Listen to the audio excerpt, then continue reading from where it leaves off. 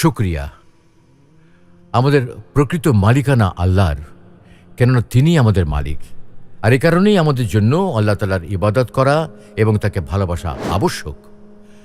আল্লাহ তাআলা যদি চান মুহূর্তেই আমাদের রূহ তথা আমাদের প্রাণ আমাদের দেহ থেকে আলাদা করে ফেলতে পারেন। আল্লাহ তাআলা পবিত্র কোরআনে বলেছেন কুন ফায়াকুন, অর্থাৎ আল্লাহ তাআলা বলেন হয়ে যাও আর তা হয়ে যায়। অর্থাৎ আল্লাহ তাআলার জন্য এটা কোনো বিষয়ই না, বরং তিনি সকল কিছুতেই সক্ষম। একজন মানুষের জন্য দৈনন্দিন ঘুম অত্যাবশ্যক, যার অর্থ হলো একজন মানুষ প্রতিদিন একবার করে মৃত্যুবরণ করছে। কারণ ঘুম আর মৃত্যুর মধ্যেকার পার্থক্য শুধু এতটুকুই যে ঘুমন্ত জাগ্রত হলে সে পৃথিবীকে দেখতে পায়, আর মৃত ব্যক্তি জাগ্রত হলে কিয়ামতকে দেখতে পাবে। তাই বলা যেতেই পারে যে ঘুম হলো এক প্রকার ছোট মৃত্যু।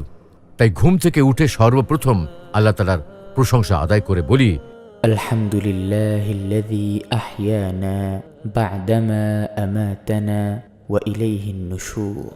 অর্থাৎ প্রশংসা আল্লাহর জন্য, যিনি নিদ্রারূপ মৃত্যুর পর আমাদেরকে জীবিত করলেন আর তারই নিকট সকলের পুনরুত্থান। আমাদের এই বেঁচে থাকা, এই কথা বলার সুযোগ পাওয়া, এসব তো তারই অসীম কৃপার বদৌলতের ফসল মাত্র। আলহামদুলিল্লাহ। হে আল্লাহ, হে জগৎসমূহের প্রতিপালক, আমরা তো আপনাকে ভালোবাসি। আমরা একমাত্র তো আপনারই ইবাদত করি এবং শুধুমাত্র আপনারই সাহায্য প্রার্থনা করি।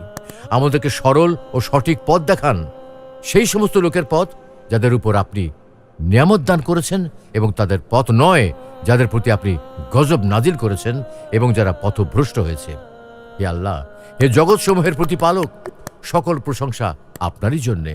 আপনি আমাদের ফরিয়াদটুকুন কবুল করুন এবং আমাদের উপর আপনার অনুগ্রহ বর্ষণ করুন। আল্লাহুম্মা আমিন।